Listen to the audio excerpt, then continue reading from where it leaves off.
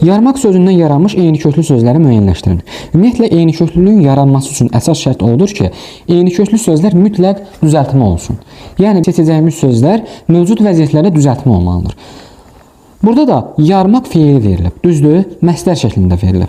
Demək ki, bu sözün kökü yar feilidir, yar ismi deyil. Baxırıq, yara necə yaranır? Yara əvvəlcə yarılır, sonra yara bağlayır. Bu isimdir, lakin sözün kökü feildir. Demək ki, bu doğrudur.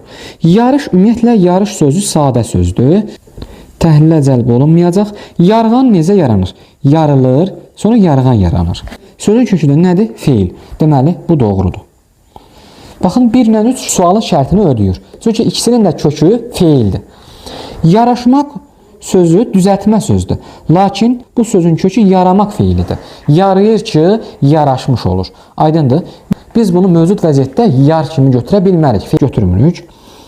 Yarılmaq. Əvvəlcə yarır, sonra yarılır. Bunun da kökü feildir. Çünki yarmalıdır ki, yarılsın. Yaratmaq sözü ilə yaratdı.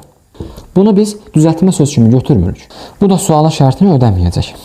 Doğru cavablarımız nə olacaq? Baxın. 1, 3, 5.